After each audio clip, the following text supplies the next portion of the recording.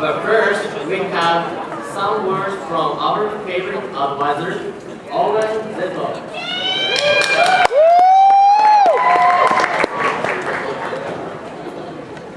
Well, today I'm in charge of thanking our sponsors again, so I'm going to go right to that. And so if you're hungry, grab your last bit of food before the real show starts while I thank the sponsors. This year, we actually managed to get some new sponsors, so I'll kind of talk about them first real quick. We had some friends of mine are in the audience, and they love Jimmy John's, and we actually had a big box of sandwiches from Jimmy John's while we were setting up and the crew. There was a lot of people that went to putting up the decorations and all that. So Jimmy John's food was freaky fast, but it disappeared just as quickly. And we had Saudi, the Thai restaurant, and some of these are gift certificates in the back that you could do on the silent auction. Sammy's Pizza donated some, and we had the Pacific Walk. And Buffalo Wild Wings actually has a pretty big one back there. It's a 50-wing dinner, or 50-wing kind of party, I guess, back there, a certificate. We also had the House of Pizza, and we had the Green Mill, all new sponsors this year, so that was great. Then we actually have a number of our sponsors that continue, which is really good, continued support from them, we really thank them. Student Government Association here at St. Cloud State always chips in some money for us to put on Japan Night. And then we have Noodles and Company, which actually has a dinner for 4 back there. So if you want to bid on that, you can yet. And we have Qdoba right there, and Pizza Hut. And we actually have some tickets, 2 tickets for the Paramount Theater next weekend. They're going to have Leon Redbone. So Leon Redbone at the Paramount next weekend. And finally, last but not least, a major sponsor for us has actually been Fuji Sushi and Steakhouse. And there's a number of different coupons back there for them and different things like that. Please remember, if you have not yet filled out your survey that's in the program, go ahead and fill the survey out and get it into the box in the back. We'd appreciate the feedback that will help us do even bigger and better Japan Nights in the future. And then remember to bid on the silent auction. The ones behind the screen are also going to be for sale, so go ahead and bid on those. And I'm hoping that you've enjoyed the first half, and I really hope you enjoy the second half as well. Thank you very much.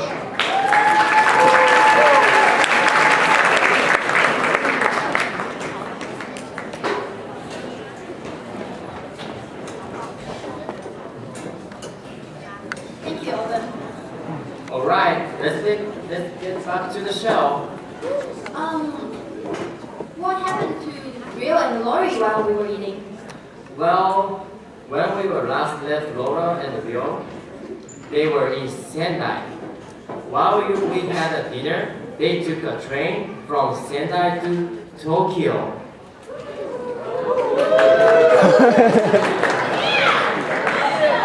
Okay. Well, I suppose we should probably get back to the show, right? Right. Let's keep traveling all around Japan.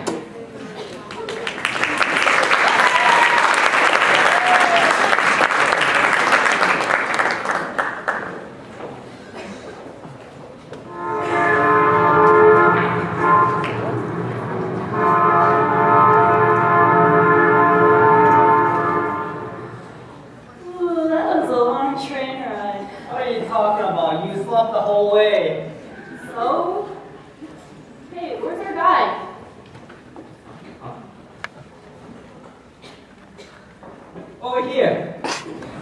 Hey, Akira. How took you so long? It takes time to do this so fast. Right. Let's get this tour started. Okay. This is Akihabara. It's the main district in Tokyo, which is fashion, electronics, and art.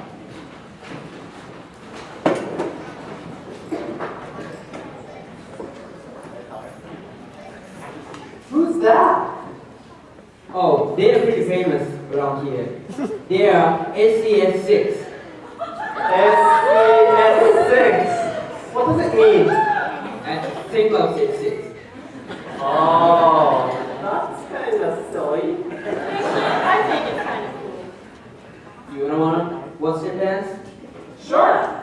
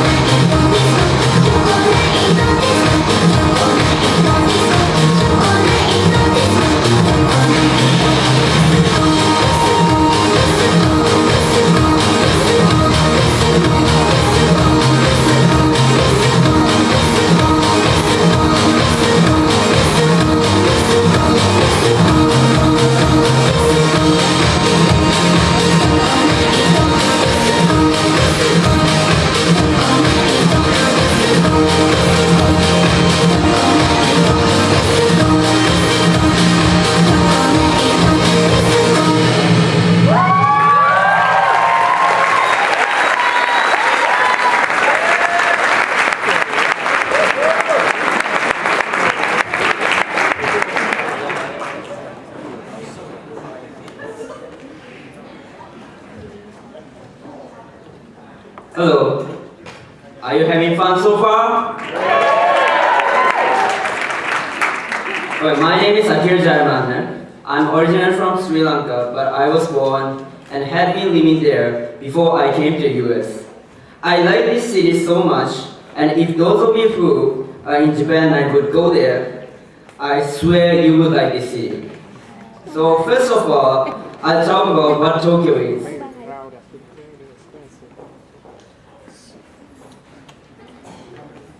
Tokyo is the capital of Japan and the largest metropolitan area of the world.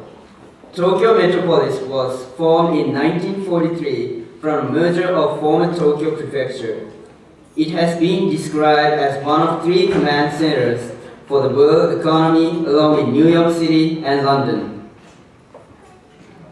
Tokyo is in the Kanto region on the southeastern side of main island Honshu.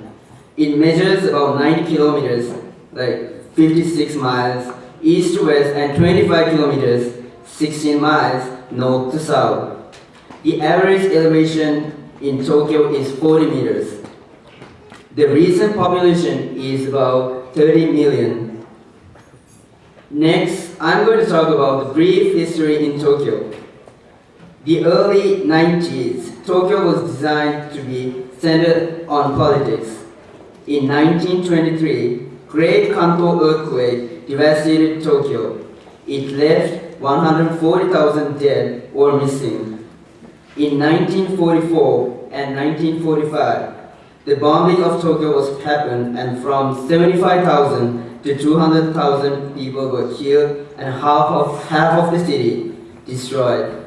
After the war, Tokyo was completely rebuilt. It was showcased to the world during the 1964 Summer Olympics. In the 1970s, Tokyo had been developing rapidly, such as Narita Airport. Population had been increasing to about 11 million in the metropolitan area. In the 1980s, Tokyo subway and commuter rail network became one of the busiest in the world. In the early 1990s, the bubble has burst and there was a great recession in Tokyo. In 2011, the massive earthquake and tsunami devastated much of the northeastern coast of Honshu was felt in Tokyo. However, due to Tokyo's earthquake-proof infrastructure, damage in Tokyo was very minor compared to areas directly hit by tsunami. Next, I'm going to talk about modern culture in Tokyo. There are 2 main shopping districts in Tokyo which are Shibuya and Harajuku. First is going to be Shibuya. This is the center of Japanese young cultures, including fashion, music, and media. Besides the teenage fashions, many IT companies are developed in this area as well. Shibuya 109 is the most popular department store for young people. This was opened in 1979 and still remaining attractive for young people. Harajuku is also the main town for young people in Tokyo. The town is developed with new fashions for young people, but the fashion style is different from Shibuya fashion. Shibuya fashion would be emo fashions here, and Harajuku fashion would be outrageous, and this style has been used to describe as Gothic. You can see what they look like during the fashion show, which is coming up next. So please look forward to it. Takesha Street is the only street lined with fashion, boutiques, cafes, and restaurants. Next one is going to be the most famous cities throughout the world, which is Akihabara. Akihabara is a major shopping area for electronic, computer, anime, and otaku goods, including new and used items. Since this town is the birthplace of otaku culture, it is a very popular town for otaku people. Otaku is a person with an anime obsession. You can find various tools, electrical parts, wires, micro-sized cameras, and similar items at there. Foreign tourists tend to visit the big-name shops like Lavos or other specialty shops near the station. Okay, there is a proud symbol in Akihabara, which is cosplay restaurants. In a standard, the female employees dress up as French maid, and occasionally they wear school uniforms.